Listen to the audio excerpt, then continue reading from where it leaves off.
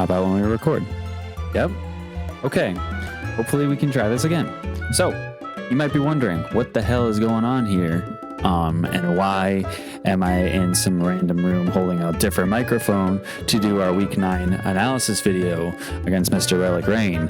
And to answer your question, viewer, I'm on vacation. So, because of that, we are going to be doing our analysis video kind of like this in person. I would have done it if I had the time to before we went on vacation, but obviously I didn't. And considering we're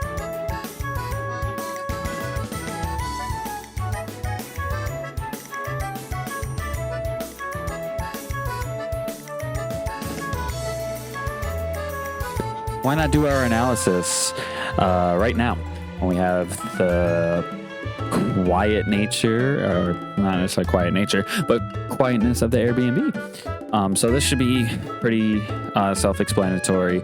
If you watched week 4 of our PCC tournament, you would have seen that our week 4 match against Twillum, exact same thing happened. I also don't know if I'm standing super duper close or super duper far back. I'm looking down. You see my head looking down? That is where my computer is, and the camera we actually have placed on the mounted TV. So if you watched our Free Time Friday stream week, what was it, 169 I believe, and the Mario Kart Monday stream that would have went up yesterday, this is why the head movement is happening like this. So it is what it is, but I do need to stand back a little bit because the way I have everything kind of set up and angled, I will be looking down here a little bit. I say a little bit, probably quite a bit actually. No, I just saw, I think I got a text message on my phone just now actually. But, yeah, week 9 PCC, we got a free week, which means we're now sitting at 9-0. I'm pretty sure if the leaderboards are accurate, or if I'm following the leaderboards accurately, I believe we've been first place in this tournament now for 2 weeks, because there's a tournament, or as a tournament, the leaderboards go by not only how many points you get from a win, because you get 3 wins, or 3 points per win, I should say, but you also have the DC. I think we talked about this in our week 4 battle as well. For the free weeks, your DC does not change. So I don't know what our DC is after week 8. Can't remember off the top of my head because 1, I'm on vacation, and 2, I just can't remember with all the stuff that has been going on lately. But I know that our DC was really good.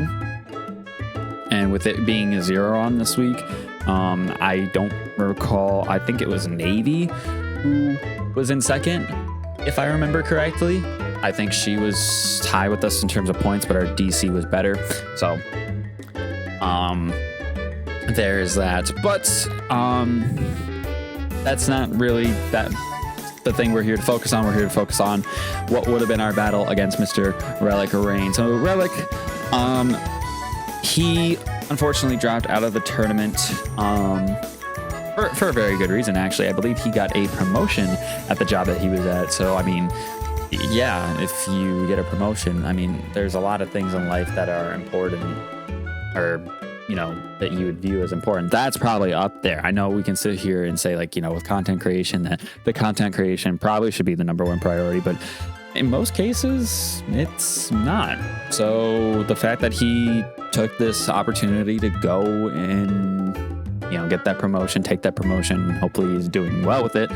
Yeah, absolutely. It makes perfect sense, especially when you think about the fact that there were 18 people who signed up for this tournament in total. So the fact that there were only as many drops as there were is pretty damn good when you think about it.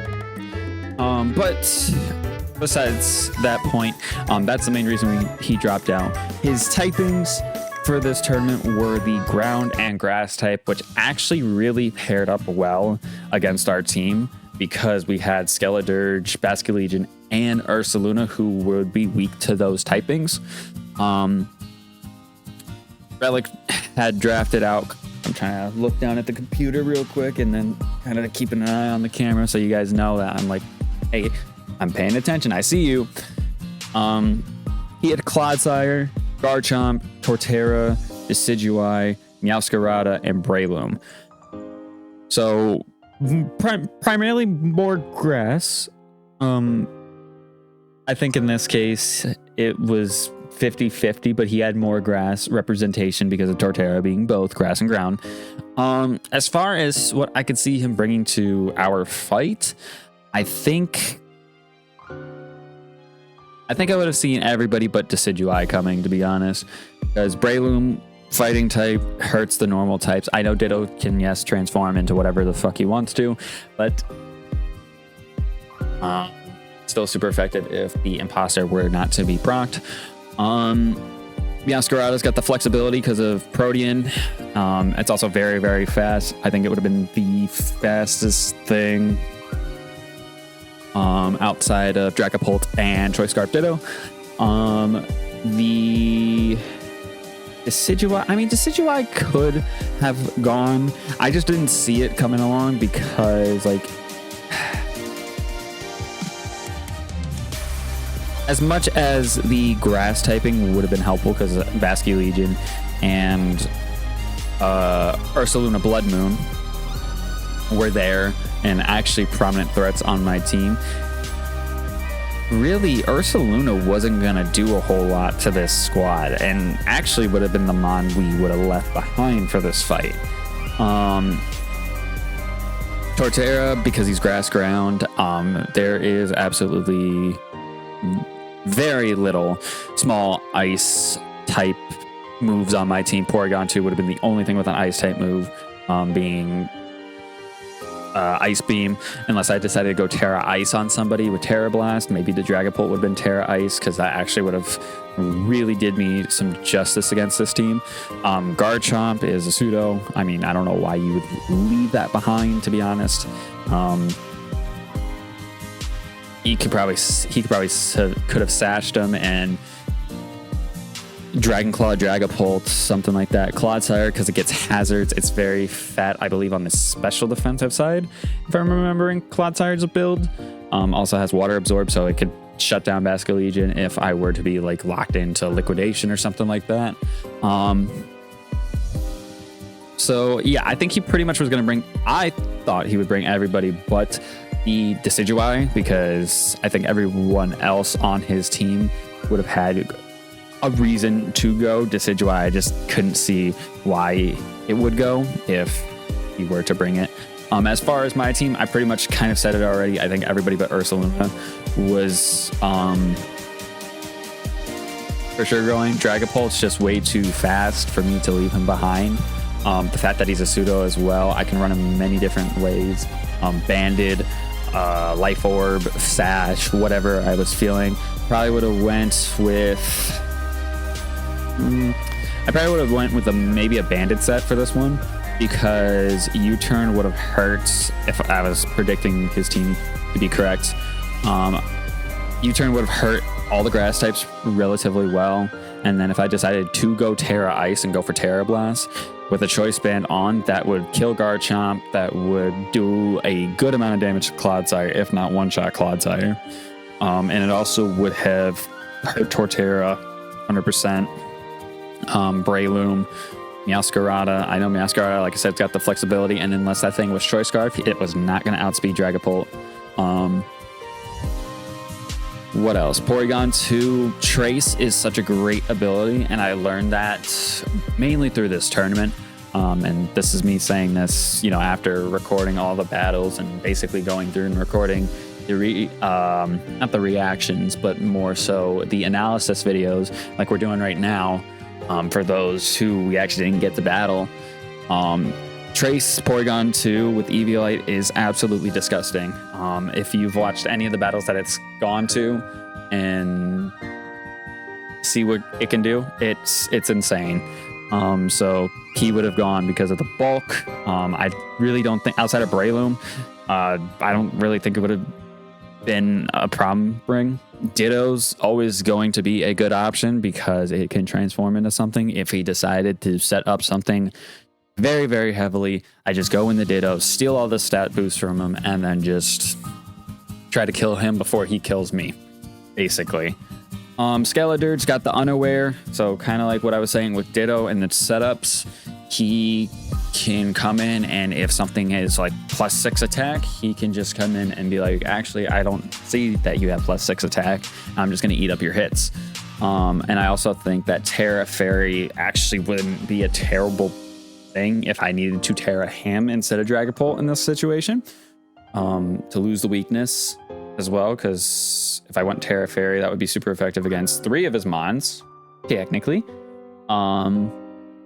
But there's that. So who else haven't we talked about? We said Ursaluna would be left behind. Talked about Dragapult, Ditto, Porygon, Skeletor. Oh yeah, Basculegion. It's the same strat. It's the same strat because it works almost every single time. If he doesn't set up any sort of hazards, I come in, I click agility with the focus sash at the very end, and barring any priority from like Breloom, if I don't tear a Basculegion, I can't get hit by Mach Punch. I don't think anybody else gets priority outside of maybe Meowscarada Fake Out, but again, I'm a ghost type, so it wouldn't work. Yeah, I mean, agility and then last respects, adaptability. It's a stupid thing that works, and it's crazy to me because we have the restrictions of no paradoxes, no legends, no mythicals or anything like that. I bring this fish and don't really have to change with the strategy too much. I mean, if you watch the video from Saturday against Dirty Dan, we used the Basculegion set with a metronome, last respect. So I went in. It was risky because if he got one shot, then the strat's dead. But if I go in and there's no hazards and I can take a hit and I agility and I last respects, I just keep clicking that move over and over again, and it's already getting more and more and more strong. How is that not a good idea? But yeah, that's pretty much what I was thinking for the analysis for this battle. Again, it sucks. We didn't really fight a whole lot of grass in this tournament. I think there was like one other person who had grass types, or maybe 2, that we fought, and I don't recall having issues really with any of them. I say that now, but you guys will see the videos in the coming weeks that maybe I did. I don't remember. These videos were recorded months ago, and I'm editing them when I can, basically. But yeah, that's pretty much gonna wrap up this little analysis video. If you guys enjoyed this, I mean, it's again random because we're in the Airbnb for our family vacation of this year. If you enjoyed, hit that like button down below because it'd be greatly appreciated. Also, while you're down there, subscribe as well. Check out Relic's socials. They should be down there as well. I'm trying to think if there's anything else I need to plug. So this is going up on Tuesday. I mean, we'll be back to streaming. Hopefully we'll be back to streaming Mystery Dungeon tomorrow when this video goes out. Not tomorrow when I'm sitting here right now, because it's Friday. But yeah, I think that's pretty much going to be it. Thank you guys so much for watching, and make sure you guys are staying tuned for our week 10 match, which if I'm correct, I'm remembering all the videos in my head, I believe week 10 is versus Thunder. And let me tell you, that battle, you're going to want to see that one. Thank you guys so much for watching. We'll see you guys next time. Peace out.